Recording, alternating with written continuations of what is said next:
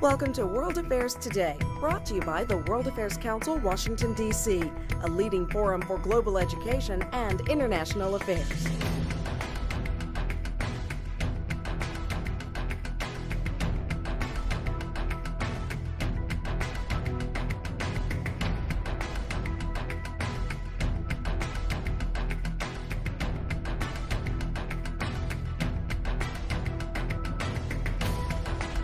Good evening. My name is Stephanie Fassler. I am the International Affairs Director for the World Affairs Council, Washington, D.C. On behalf of the Council, I welcome you to this Author Series event and World Affairs Today program. Many thanks to our strategic partners at the Ronald Reagan Building and International Trade Center for their wonderful hospitality and the provision of this beautiful venue for our public programs. These are filmed for broadcast on our television show, World Affairs Today, which airs Sundays at 3 p.m. on MHC Network's Worldview channel. They are also distributed globally on YouTube, Facebook, LinkedIn, Twitter, and other social media platforms. Since the dissolution of the Soviet Union, Ukraine has struggled to establish itself as a democratic state. During the 1990s, the United States aided Ukraine's efforts to maximize equity and reform and to sustain social welfare with assistance programs from such organizations as USAID. The actions taken by USAID and partner organizations also helped facilitate the secure transfer of over 2,000 nuclear weapons which were left in the area, and organized additional efforts to develop Ukraine into a more democratic and market-oriented state. While these programs centered on addressing initial complications in the region, Ukraine struggled to address political instability and security inside the country. These culminated in the Orange Revolution in 2004 and the annexation of Crimea by Russia in the March of 2014. For this program, we welcome to our podium Ambassador Stephen Pifer, author of The Eagle and the Trident, U.S. Ukraine Relations in Turbulent Times. Ambassador Pifer is a senior fellow at the Center for 21st Century Security and Intelligence, also at the Center on the United States and Europe for the Brookings Institution. He is the director of the Arms Control and Non-Proliferation Initiative for them as well. Ambassador Pifer has served for 25 years at the State Department, specializing in arms control, national security, and U.S. relations with Europe and the former USSR. He served as Special Assistant to the President and Senior Director of Russia, Ukraine, and Eurasia on the National Security Council from 1996 to 1997, Ambassador to Ukraine from 1998 to 2000, and Deputy Assistant Secretary of State in the Bureau of European and Eurasian Affairs from 2001 to 2004. He's also served in the U.S. embassies in Poland, Russia, the United Kingdom, and worked as part of the U.S. delegation to negotiate intermediate-range nuclear forces in Geneva. His analysis has appeared on National Public Radio, PBS NewsHour, CNN, Fox News, BBC, and Voice of America. Please join me in welcoming our author, Ambassador Stephen Pifer, to our program.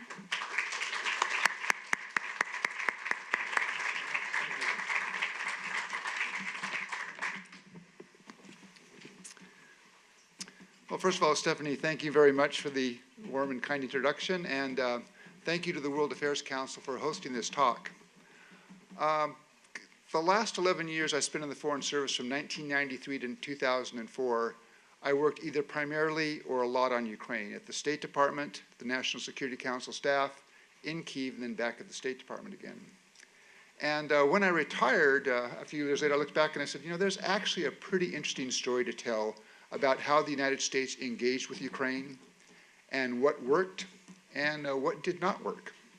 And so I thought about writing this, and I got some big assistance from getting access to government notes. So for example, the State Department allowed me to have access to my records from when I was ambassador in Ukraine. I found out that when you're at the National Security Council, your records are not the property of the US government, they're the property of the president. And after about 6 months of checking the right box, I was able to go down to Little Rock, Arkansas, to the Presidential Library, where about 2 stories underground there is a secure area, and get access to my notes from my time at the NSC. And then I was very grateful to the support of 35 former colleagues of the State Department who looked at various drafts of my history to make sure I got it right, filled in the blanks, and then made some corrections. So I took a look at the book. The idea is to take a look at what happened primarily from 93 to 2004, then fill in the next 10 years, and then what lessons did we learn, what are recommendations for the future. So let me run briefly through that history and then talk a little bit about some of the things that we learned. First of all, the U.S. government, most in the U.S. government were slow to catch on to the fact that the Soviet Union was going to collapse. Now, in some count, that really didn't matter because there really wasn't much the United States could have done to affect that process. That reflected internal contradictions in the Soviet Union, a weak economy, and then nationalism, which was breaking out in the Baltic states, Ukraine, and elsewhere. And really by the fall of 1991, it was clear the Soviet Union's days were numbered. And when the Soviet Union collapsed, there was a decision to take. We're going to recognize all the republics. And then Secretary James Baker said, and we're going to have embassies in each of those republics within 3 months. And we had a head start in Kyiv because we already had a consulate there on the ground. But that then turned sort of the first couple of years of establishing relations and sort of the first big issue. And then there was really one question which dominated U.S.-Ukraine relations in those first couple of years. And you may recall that in 1992 when Bill Clinton ran for president, one of the slogans was, "It's the economy, stupid." Well, I came back from Embassy London and went to work for the coordinator for the new independent states and went into the office of the intelligence advisor there, and here's the sign on his desk, "It's the nuke, stupid." And if you had to come up with something that encapsulates U.S. policy towards Ukraine in those early years, this was it. And there was good reason for that. This shows nuclear weapons numbers in everywhere except for the United States and Russia. There were nearly 4,500 nuclear weapons in Ukraine. And even after the 2,500 tactical nuclear weapons were removed, Ukraine in the summer of 1992 had more nuclear weapons than China, Britain, France, and Israel combined. And those were weapons that were designed, built, and deployed to strike the United States. So getting rid of those weapons really became job one for U.S.-Ukraine relations. Now, the good news was in Kyiv, you actually had a government that was disposed to the elimination of nuclear weapons. But they had certain issues they wanted to address, security assurances. They had an understandable and a correct claim to the economic value of the highly enriched uranium in the warheads, which could be blended down and used as low enriched uranium to power nuclear power plants. And they also had a very difficult economy and said, we're going to need help in eliminating the missiles and the bombers and the missile silos. And over the course of a couple of years, we basically found good or acceptable answers to those questions. Now, in the process, we learned some surprising things. I remember in 1993, we learned that the nuclear weapons in Ukraine were solely under Ukrainian physical control. And our assumption had been that, well, there has to be some Russian hand in there. And I remember with another colleague asking this in the Ukraine, said, why would you think that? They're simply under our control. And it was interesting, about 8 years ago, I was in Moscow at a conference, and I had a chance to talk to 2 senior retired Russian generals. And I said, didn't this make you nervous? Because there were some tensions between Moscow and Kyiv. And the response was interesting. It was something we just didn't think about back in 1993. They said, look, we had served with the commanders of Ukrainian rocket forces for 15, 20 years in Soviet strategic rocket forces. We had personal ties. We basically trusted those guys not to do anything crazy. We didn't get that back in 93. But in any case, we came up with a process in January of 1994. Presidents Clinton, Kravchuk, and Yeltsin signed the trilateral statement, and that has all the pieces of the settlement, what Ukraine gets, and including the sorts of security assurances that Ukraine will get once they accede to the Non-Proliferation Treaty as a non-nuclear weapons state. And you then have, in December of 1994, in Budapest, Presidents Yeltsin, Clinton, Kuchma, and British Prime Minister Major signed the Budapest Memorandum on Security Assurances, which basically commits the United States, Russia, and Britain to respect Ukraine's territorial integrity and its sovereignty, and not to use force against Ukraine, conditions which Russia later forgot about. Now, at the end of each chapter, I tried to have a section, or most chapters, a section on reflections looking back and sort of saying, what do we think about that now? And a couple of reflections from those first couple of years. First of all, we made a mistake and we focused too much on nuclear weapons. And we probably failed to give the Ukrainians a sense that there was going to be a relationship, of any substance with the United States after the nuclear weapons were gone. And I think when Secretary Christopher went to Kyiv in the fall of 1993 and began to talk more about a broader relationship, that was probably key to sort of the breakthrough that we got when Ukraine agreed to give up its weapons. A second reflection was we failed, and when I say we, I'm talking not about we on the American side, but also our colleagues in Ukraine. We didn't expect Vladimir Putin. At the time, there was nobody really seeing, when we did negotiate the security assurances, no one was really saying there's a real risk that there could be some Russian military action against Ukraine. And in part because we were dealing with Boris Yeltsin, who had many foibles, but still respected Ukraine as an independent state. And then a third reflection is, I go back to Kyiv periodically. People know I worked on the Budapest Memorandum. And I hear a lot, we would be better off if we'd kept the nuclear weapons. And I can understand that.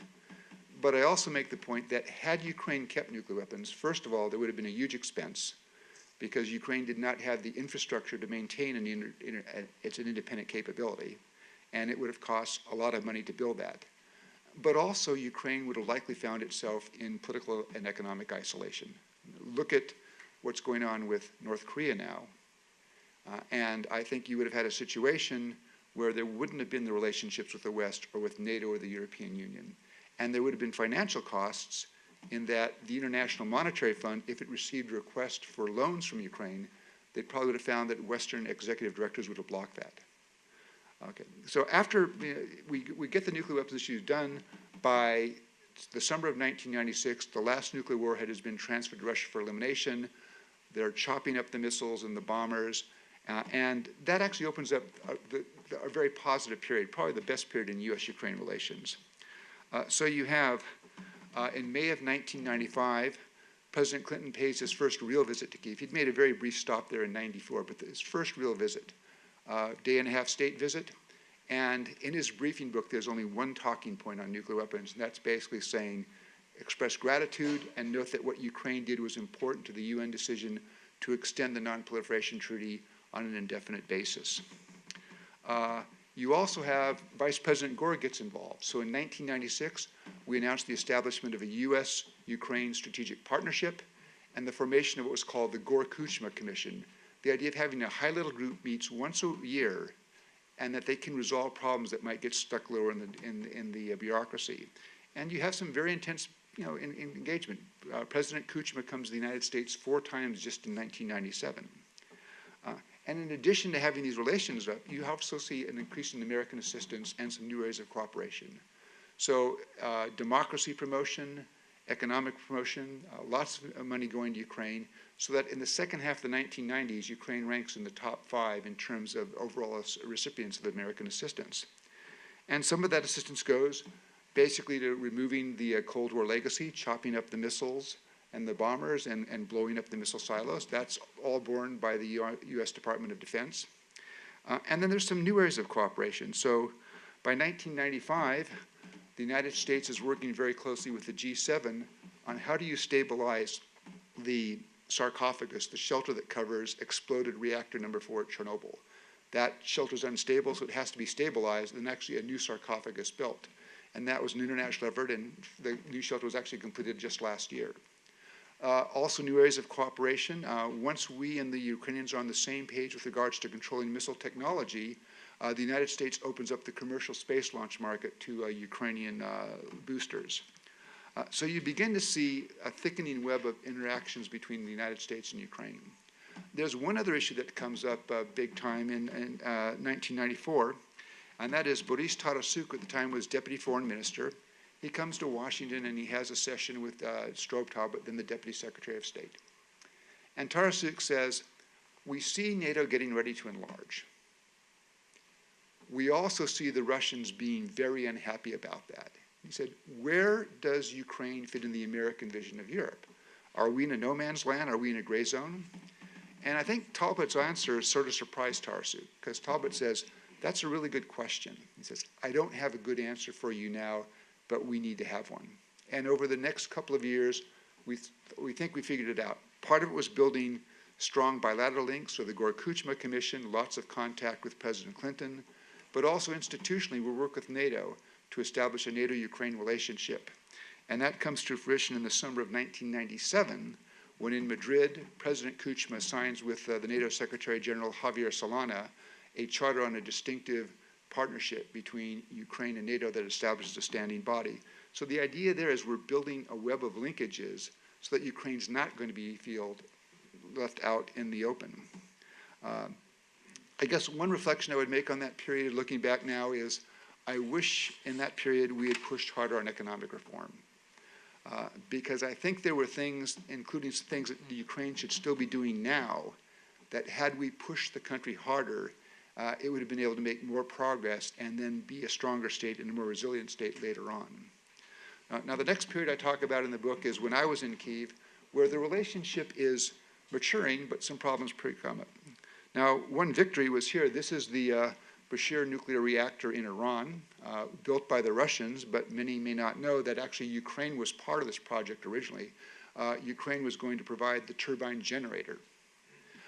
And in early 1998, we worked out with Ukraine an understanding on controlling nuclear proliferation, where Ukraine pulled out of that agreement. And that was seen as an important step for us in terms of trying to slow down the Iranian nuclear program. But we also had some bumps. I spent a lot more time than I anticipated in 1998 and then again in 1999 on business disputes. About 20 or 25 cases where American businesses or investors had run into problems with Ukraine, either with their partners doing some shady things, or sometimes problems with the government. And the problem became magnified because the American Congress says, unless there's progress on these, we're going to slash American assistance to Ukraine. And so we spent a lot of time working on those sets of problems, which we never really solved to my satisfaction or to the satisfaction of the investors. But another problem came up just not even 2 years after Ukraine signs the distinctive charter of cooperation with NATO. NATO goes to war against Serbia. Now, the Ukrainian reaction was very different in Russia. In Russia, people were saying, you know, these are our Slavic brothers. I didn't hear that in Kyiv. But what the Ukrainians were saying, we don't understand. NATO's a defensive alliance. Serbia has not attacked NATO. Why is NATO doing this? And I think in retrospect, we probably failed, and I think here collective ambassadors from NATO countries on the ground in Ukraine is we failed to explain in advance what had happened in Kosovo, where you had hundreds of thousands of Kosovo Albanians being driven out by Serb paramilitary forces, which triggered the NATO action. And that actually made it quite awkward for President Kuchma because a month after the NATO bombing begins, he's supposed to go to Washington for a NATO summit and a NATO-Ukraine meeting. He goes, but he got a lot of political heat at home for doing that. So that was a difficult issue. But probably the most difficult issue in the period comes later in 1999, and that's when there's a presidential election in Ukraine. And they start out with about 15 or 16 candidates. The gentleman on the left, Petro Simonenko, the head of the Communist Party, is the second highest vote winner, so he goes into the runoff against President Kuchma. The problem that we saw at the embassy was not strong democratic practices.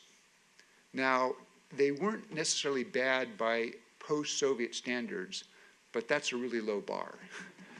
By the standards that Ukraine had set in terms of saying they want to be fully integrated into NATO, into the European Union, they were falling short. And we saw things like abuse of administrative resources. We saw state media very much pro-Kuchma, anti-everyone else. And we would get reports that if you made a contribution to one of the other candidates, within 5 to 7 days you could expect to be audited by the state tax administration. So we spent about 6 weeks raising our concerns about this at the foreign ministry, the presidential administration. Nothing happened. And so we had a debate. We talked to Washington about this. Should we go public? And on the one hand, we said, well, first of all, you know, the presidential administration is not going to be happy if we criticize the election process. And second of all, we're probably not going to have an impact in terms of changing that. But the reason on the other side was we've been talking about democracy is important for our vision to Ukraine. It's not going to look good if we're silent. So we did speak out. Washington spoke out. It had no impact. President Kuchma was not happy with us about this. But a number of people in the embassy, mentioned to me how when they would travel around, people would say it was really important to us that the Americans spoke out for democracy to the election. So I think in the end we made the right call. And while this was a bump, President Kuchma, the frustrating thing to me was President Kuchma likely would have won a free and fair election. There was little doubt in my mind that he was the strongest candidate. So it's a bump, but still by the end of 2000, when President Clinton comes for a second visit, there he's addressing about 90,000 people in St. Michael's Square in Kyiv. The relationship is in pretty good shape. So I look back now and I sort of think, what kind of reflections, what we have done better? And I think probably in this period, what I wish we could have done and wish I could have done was pressing a little bit hard on corruption. By the end of the 1990s, we were beginning to understand just how corruption permeated Ukrainian society. And there may have been some things that we could do. Visas. I was able to arrange that the head of the CIA told a senior member of President Kuchma's administration that there are 3 gentlemen, he gave them the names, they're in the book, and said these people ought not to bother applying for visas because we're concerned about their activities. And to my happy surprise, within about 6 days, the Ukrainian government leaks that to the Ukrainian media. And that had real power. Unfortunately, when I tried, it was very hard to get authority to use that as a tool. But I think we could have done more to press the anti-corruption fight. I think a second thing that we had a hard time figuring out was how to motivate the Ukrainian government to do things. Because even on the business disputes, for example, I could find lots of ministers say, yes, that American company is really getting badly treated. But what I couldn't find was somebody who could fix it. And in some cases, I'm talking to the Prime Minister, the Secretary of the National Security and Defense Council, we're talking to ministers, and people couldn't fix things. And that was frustrating, and there may have been some ways that we could have been more clever in fixing that. So the next period I talk about is 2001 to 2004, where the relations become difficult. And the first question here is, and this happens about 10 days before I depart, is Georgy Gengadze. He runs Ukrainska Pravda, really the first internet newspaper, an independent journalist, disappears. This is about a week and a half after I did an interview with him. And unfortunately, 2 months later, his body's found. And then within a couple of weeks, recordings are released by somebody apparently who had been in President Kuchma's security detail, which implicate senior Kuchma people in his disappearance and murder. And we try to find a way to get the Ukrainians to be more proactive in trying to discover what happened, and that doesn't work out. The next problem in 2001, this map, I couldn't find a good picture. This just shows Ukraine and Macedonia. And in 2001, Macedonia, there are fears it may break into civil war. And NATO has agreed at Macedonian request to deploy a peacekeeping force there. But at that time, Ukraine is selling tanks and other heavy weapons to the Macedonian army. And NATO says, wait, we don't want a lot of heavy weapons coming in if we're about to put NATO troops on the ground in Macedonia. So the first major visit that the Kuchma administration has from somebody from the newly elected Bush administration in 2001 is Dr. Rice, the National Security Advisor. And she arrives in Kyiv in July of 2001, and she raises this question. And the response is, we'll stop it. The weapons keep going. And the failure to deliver means that the possibility for a meeting between President Kuchma and President Bush, which the Ukrainians very much wanted, is nixed by the White House. The weapons flow does not stop until February of 2002. And that causes a trouble in the relationship. It's sort of this, we were told it was going to stop. Why do we keep seeing these weapons moving? The next issue that comes up then is this thing here. It's called a Kalchuga. What it does is it tracks airplanes by tracking their radar and their radio emissions. But the planes don't know they're being tracked. And one of these recordings is released that says that President Kuchma is heard on the recording authorizing the transfer of 4 of these to Iraq. This is in 2002. Well, the recording was made in 2000. We get that recording in 2002 at a time when under UN authority, there are American and British fighters flying over Iraq. So we confront Ukraine on this. Ukraine says, didn't happen. And they say, send a team of experts. And they invite us and the British, send a team of experts to Kyiv, and we will prove to you that this did not happen. And I remember having a conversation with the Ukrainian ambassador about a week and a half before the team goes, and I says, it's really hard to prove a negative. And what's going to be important to me is, does that team come back and say they got full cooperation? A group of Americans and British go, they spend 4 days in Kyiv, they come back and they say, great cooperation from the Foreign Ministry and the Ministry of Defense. Otherwise, not so good. In fact, one member said, I went there thinking this couldn't have happened, and I came back thinking maybe it did. Now, we later learned when the American military went, nobody found a Kolchuga, and as one Ukrainian, actually the president's son-in-law told me at the time, he said, well, the president, he says yes, and then he goes back and he changes his mind. And I said, I actually think that happened, but he didn't tell us that. And so this actually leads to a mini crisis in the relationship, such that in that November, NATO's having a summit in Prague. There was a NATO-Ukraine summit scheduled, but NATO decides to reduce it to a ministerial. And that's basically meant to send a signal of displeasure to President Kuchma. So you have a very difficult relationship in the last couple of years, to 2003, 2004. The focus on the American side really is, can we do things to support a democratic election at the end of 2004, looking towards the successor to Mr. Kuchma? And unfortunately, what we're seeing again is preparations in Ukraine in 2004 for another bad election process. What saves the relationship from a total breakdown is this. That is, in 2003, after U.S. forces entered Baghdad, Washington is looking for other countries to contribute to the stabilization force in Iraq, and Ukraine contributes about 2,000 troops. And for 2003, 2004, 2005, in fact, the fourth largest troop presence in Iraq is Ukrainian. And that saves some things. In 2004, the NATO-Ukraine summit might have been lowered to a ministerial again, except this gives the Ukrainians a little bit of an edge. So looking back on reflection there, the thing that puzzles me is it was really clear that the Ukrainians wanted to have engagement between President Kuchma and President Bush. And for Ukrainians, having that engagement was important.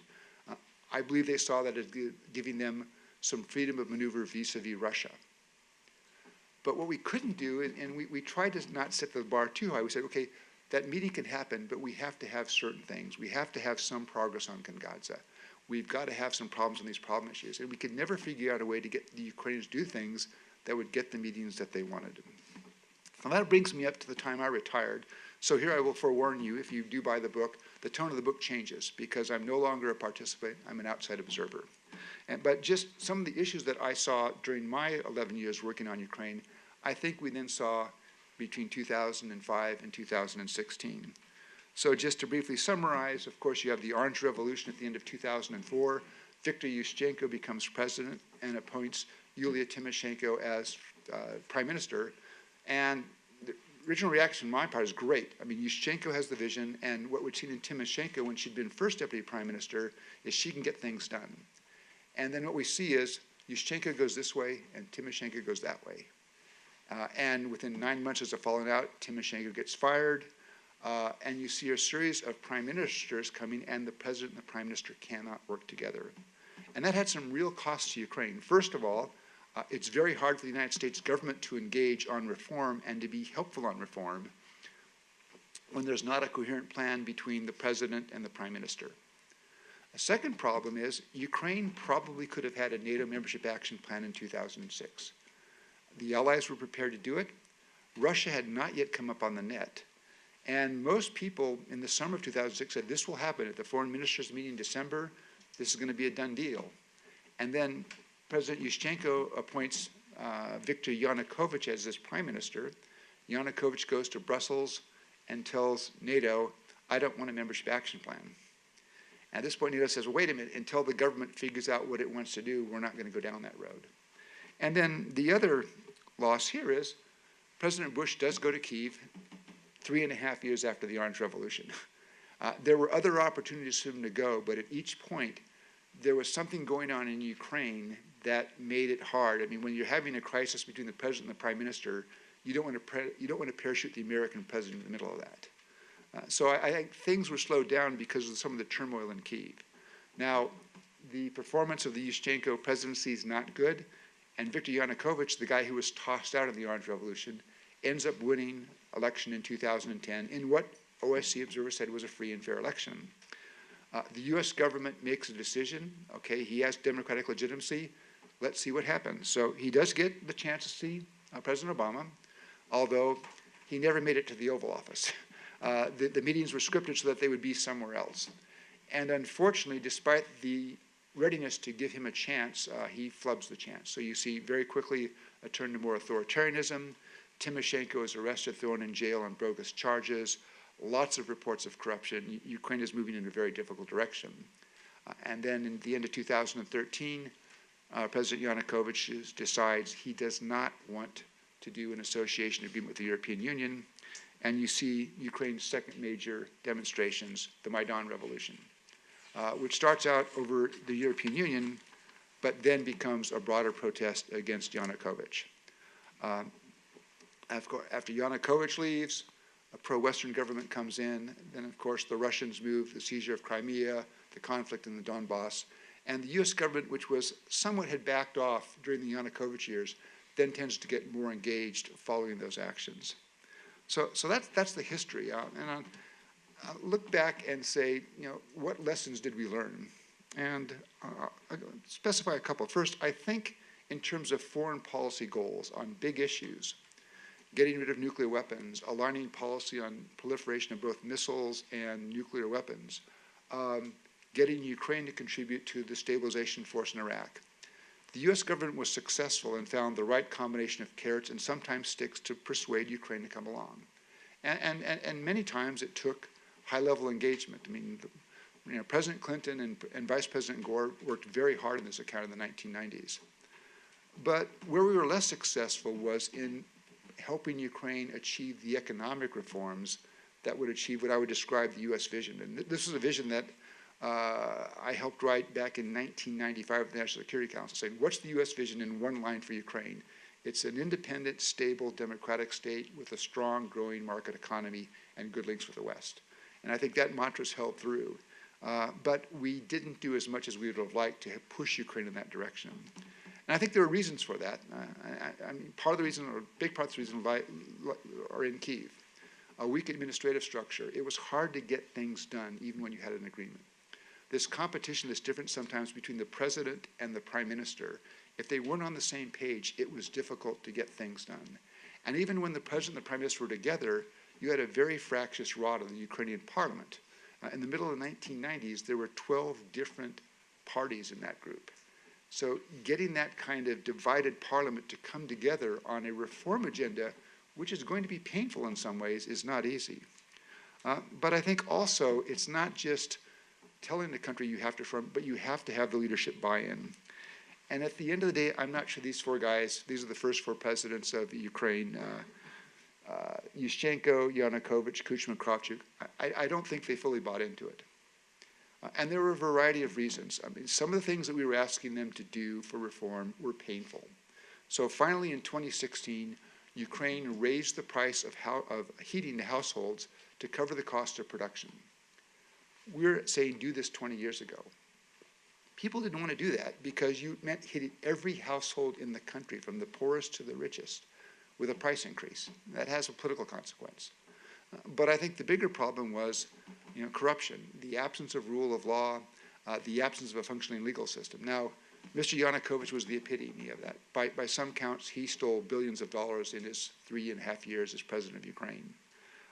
But it made it hard for us to do the sorts of things that we wanted to accomplish. And I think there still is a question now. I think President Poroshenko, the current president, he and his prime minister, they've accomplished some fairly impressive things in 3 years. But I'm not sure they've done as much as we would have expected back in 2014. And the failure to reform has had some significant consequences for Ukraine. And I'll just give two. This is a comparison, gross domestic product per capita in Poland in red and in Ukraine in yellow. And in 1990, the year before the Soviet Union collapsed, GDP per capita in Poland and what was then the Ukraine Soviet Socialist Republic was about equal. In 2013, GDP per capita in Poland was triple that in Ukraine. Today, that gap is probably even larger. And that reflects the fact that Poland made hard choices that the Ukrainians have not yet fully made. The second consequence, I think, was in 2014, when you had a very aggressive Russia, the Ukrainian state was more fragile, weaker, and more vulnerable than it could have been had they taken the right other choices and basically built a stronger and more resilient state. So recommendations looking forward, and I tried to break them down in the book to sort of foreign policy and then Ukraine. The foreign policy, of course, focuses first and foremost on what's going on in Donbass. This is the tower of the airport at Donetsk Airport, which was the scene of some pretty savage fighting in 2015 and 2016. The United States should work with Europe to keep pressure on Russia, to try to push Russia to, in fact, come to a reasonable settlement on the conflict in Donbass. And that's going to be hard because all evidence suggests that the Russian government is perfectly happy with the sort of simmering conflict they have now as a mechanism to put pressure on the government in Kyiv. We have to keep Crimea on the international agenda, even though there's no way I see in the foreseeable future that Ukraine can get Crimea back. But as destructive, Crimea was a virtually bloodless conflict. In Donbass, there have been more than 10,000 people killed. But Crimea has done more damage to the European security order, because it's been the first real case since World War II where a European state has used military force to take territory from a neighboring state. And that's something that we can't let go unchallenged. The United States should be doing things to bolster NATO's conventional deterrence and defense capabilities, because more confident allies are going to be better prepared to support Ukraine. And I think in terms of its relationships with NATO and the European Union, we need to tell the Ukrainians, don't focus on things with big names like membership action plans, because that's going to be hard. But just focus on doing things. Implement the association agreement. Actually, I think you can take a membership action plan, cross membership off the title, and then just do the stuff, and that would work. But it's going to be focused on implementation. Now, in terms of the bilateral discussion with the Ukrainians, I think we have to become tougher in pushing Ukraine on reform. And it's things like pension reform, land reform, privatization of state-owned enterprises, but also, most importantly, pressing for good governance, an end to corruption, and a reduction in the political influence of the oligarchs. And that's going to be tough, because there are a lot of people in the Ukrainian power structure who don't want to see those changes. And so what I call it is really, it's going to be tough love. And the toughness here, I would say, is we now need to be much more conditional with Ukraine and saying, we are prepared to do these kinds of assistance, but it's transactional. You need to do A, B, and C first. And if you don't do those things, there's no assistance. The love part is, if Ukraine actually gets with the program and begins to accelerate reform, we and the Europeans should be prepared to offer more money, because it would be nice to get Ukraine over the hump into the category of successful states. And at the end of the day, Europe really can't afford to have Ukraine as a failing state on its border. I guess the last observation I would make is, looking at Ukraine, is I do worry that we are now at a point with Ukraine where it really needs to make the breakthrough. That if it doesn't make the breakthrough, there's a risk of Ukraine fatigue on a big scale, and there's a risk that support for Ukraine in Europe will erode. And I look back at previous times. 1994, when President Kuchma came to office, there was a huge burst of economic reform, and that momentum dissipated in a year. In 2000, when I was there, President Kuchma appointed Viktor Yushchenko as prime minister. People saying, this is it, we're going to see reform. And within a couple of months, there was a division between the prime minister and the presidential administration, and again, momentum dissipated. Huge hopes after the Orange Revolution, but again, no progress. And my worry is now, if there's now a fourth time, you're going to have people, particularly in Europe, saying, we've seen this movie before. Maybe this country can't fix itself, at a time when you have now more Europeans saying, would like to get back to business as usual with Moscow. So my conclusion is, I think it's important for the United States to try to make this work. It's in the West's interest, it's in the American interest that Ukraine become a successful state, but the government in Kyiv has to do its part. And at the end of the day, the West cannot wish for a successful Ukraine more than the Ukrainian government. At that point, let me stop, and I'll be happy to take questions.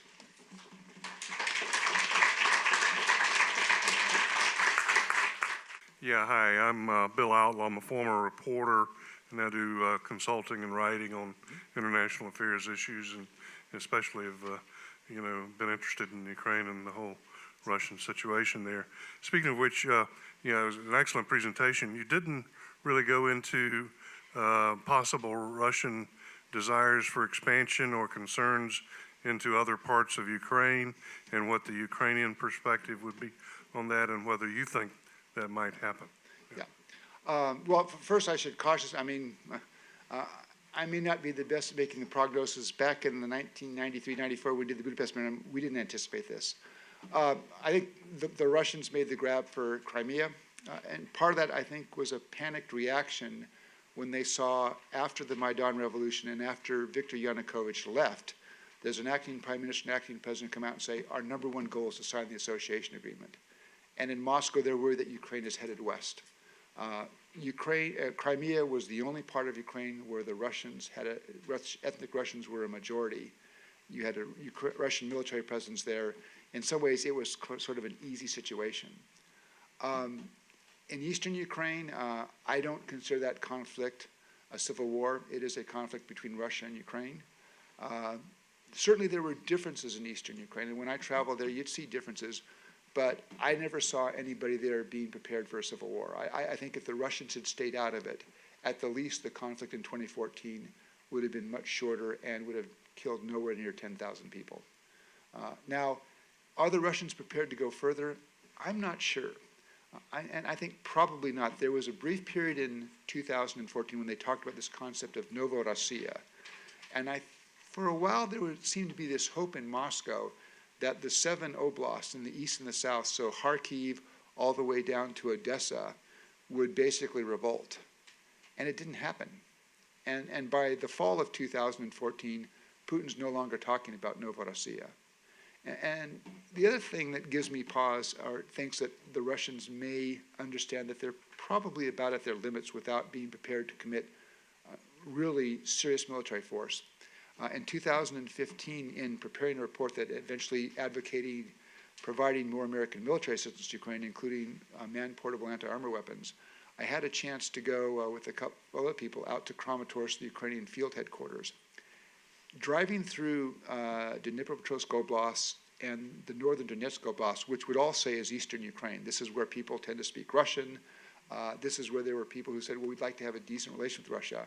What I was struck by in 2015 was in the little villages, all the apartments flying Ukrainian flags and all the fences painted blue and yellow. Now, this is the land of the Potemkin village, but we did go out one way and we came back another way, and that was pretty striking to me. One of the unforeseen consequences of Russia's aggression and Putin's policy has been, as a Ukrainian told me a couple years ago, he said, Vladimir Putin has succeeded where centuries of Ukrainian nationalists have failed. Putin has forged a strong Ukrainian national identity, and it has a very strong anti-Russian animus right now. I wanted to ask really briefly about the premise, so referencing your quote earlier about Ukrainian officials in Kyiv discussing the fact that we'd rather have the nukes right now for deterrence sake. And that kind of dynamic, I think, may have cemented itself in Ukrainian strategy more or less for the foreseeable future after this, due to the continuing ordeal within eastern Ukraine. And I was wondering your opinion on incentivizing Ukrainian reforms also via offering some American deterrence or American security assurances that a lot of Eastern European countries are desperately seeking, but I think no more so desperate than Ukraine.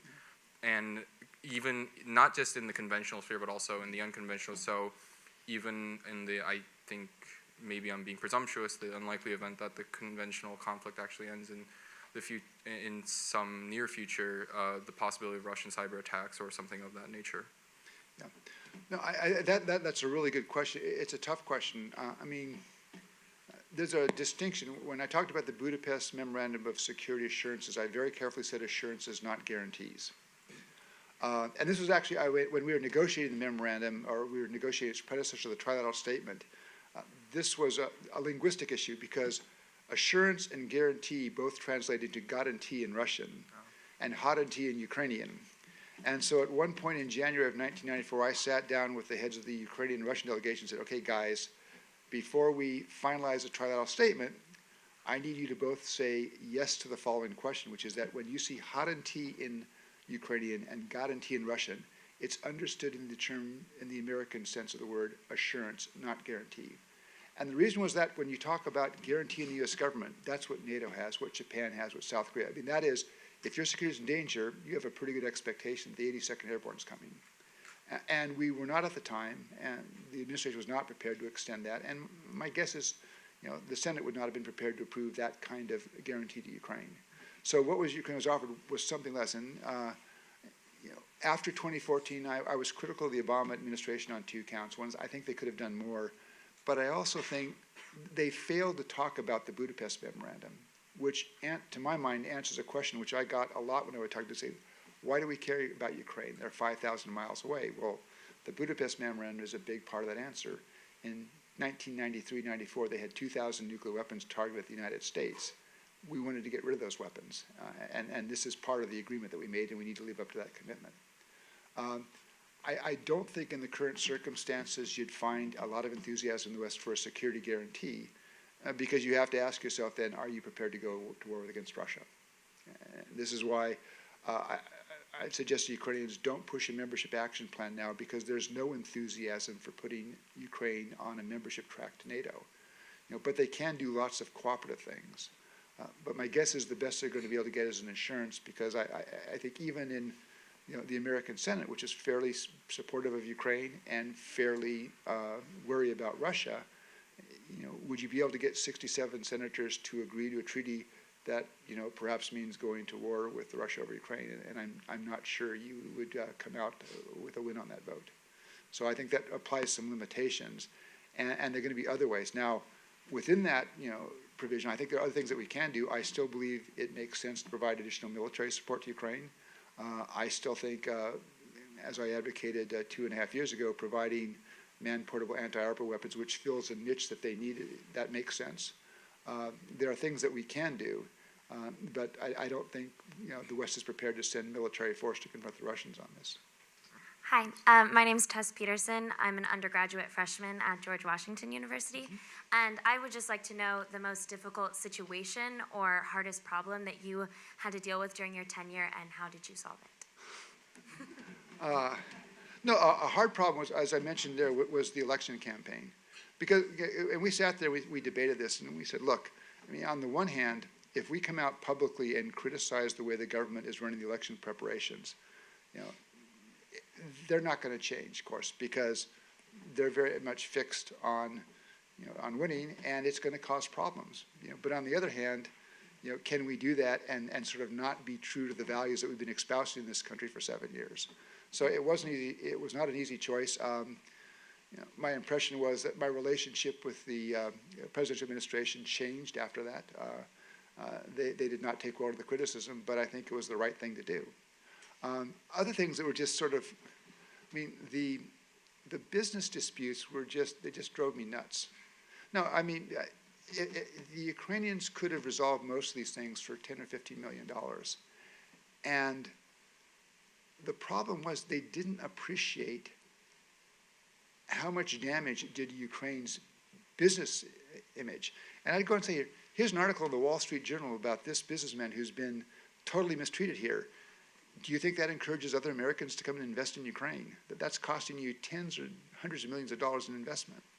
And then when the Congress applied a sanction basically saying, unless we can report progress on the disputes, we're going to cut the American assistance program in half. And that, to my mind, was not a well-thought-out sanction, because most of the assistance money we provided to was things like democracy promotion, building political parties. Very little of the money actually went to the government. In fact, the government probably wouldn't have cared if we canceled all of that stuff. So it wasn't effective, I think, in affecting the behavior. But what was frustrating was literally going to different parts of the government, and we just could not find anybody who could make things work. And just another example, in 1998, we were providing about $10 million a year to the Ukrainian military under a Defense Department program. And this was to give the Ukrainian ability to buy fuel and diesel and oil, in part so that they could engage in exercises with the U.S. military. We were running an annual exercise called Seabreeze. And we find that we're giving them $10 million, and the state tax administration is taking about 15% of that as a tax. We're going, wait a minute. And my concern is, when the Congress hears about this, that money gets slashed right away. And we went to people and said, it's not a matter of how much of the pie the state tax administration gets. It's a matter of there will be no pie. And for 4 months, we talked to the Ministry of Defense, we talked to the state tax administration, we talked to the presidential administration.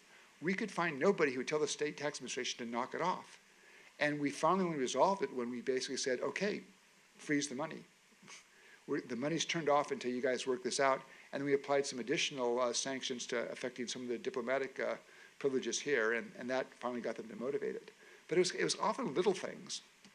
The other third problem we had was a tendency, and it may be cultural, Ukrainians sometimes said yes when they either didn't mean it, and I think that was the case of Kolchuga, or when they didn't have a plan to deliver on yes.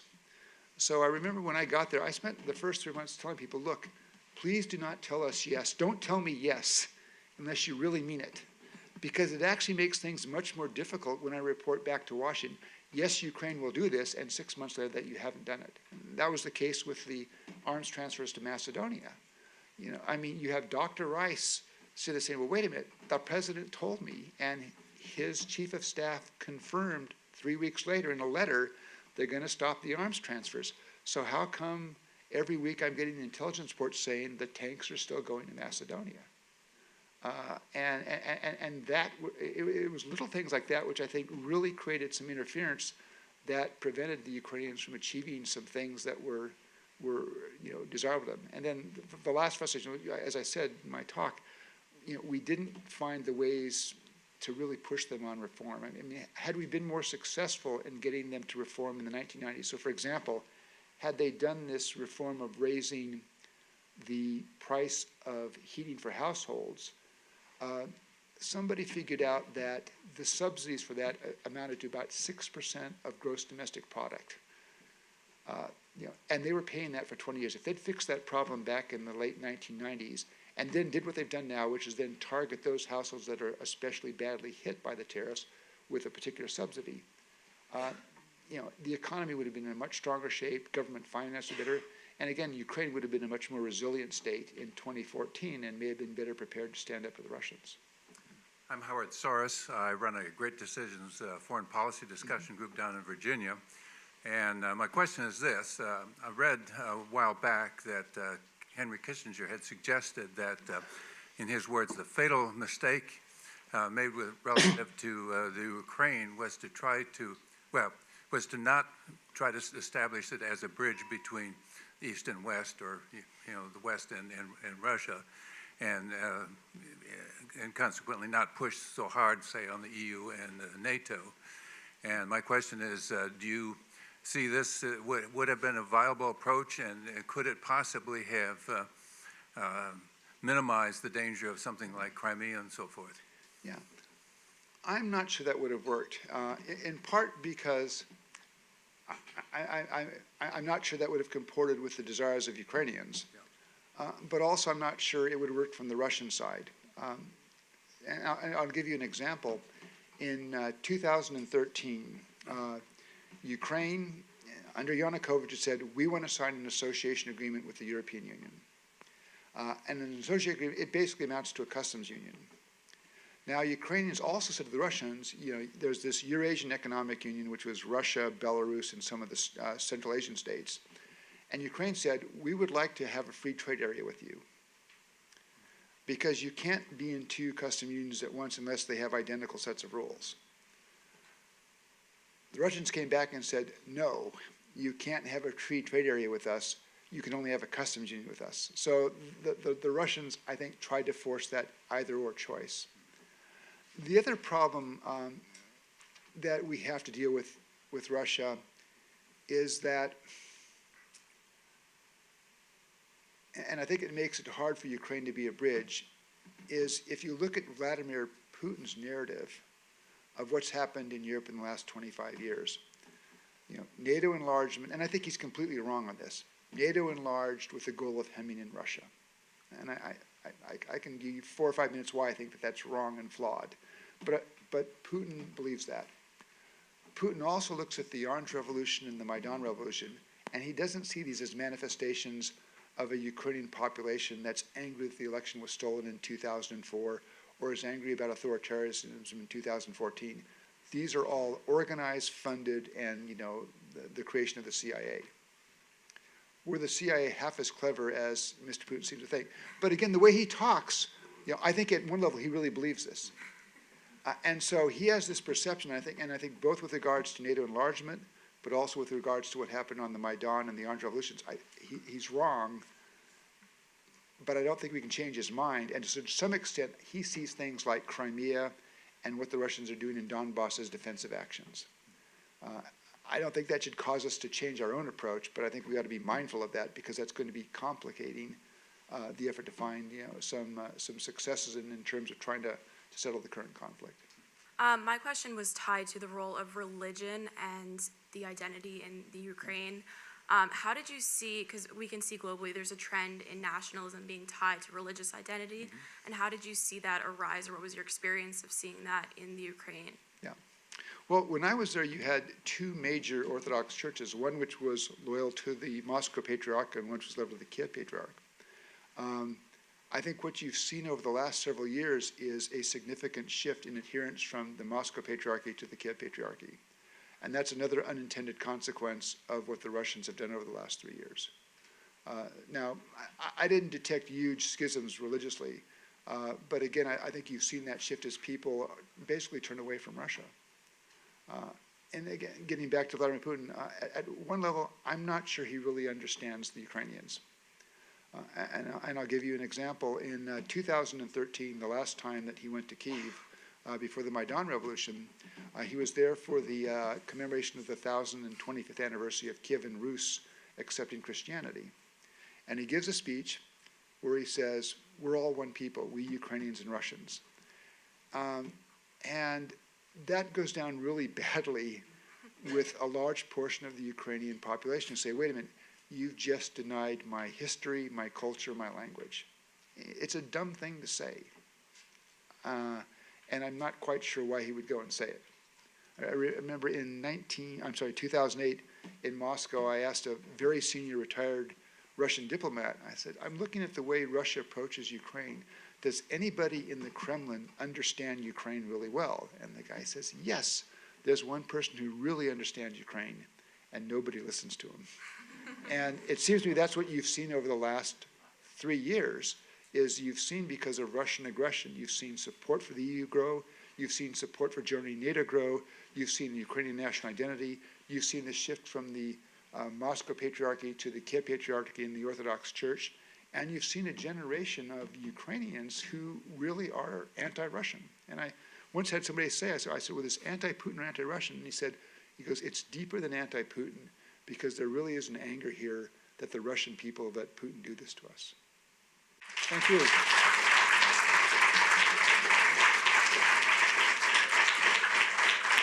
Thank you for joining us for World Affairs Today, a production of the World Affairs Council, Washington, D.C.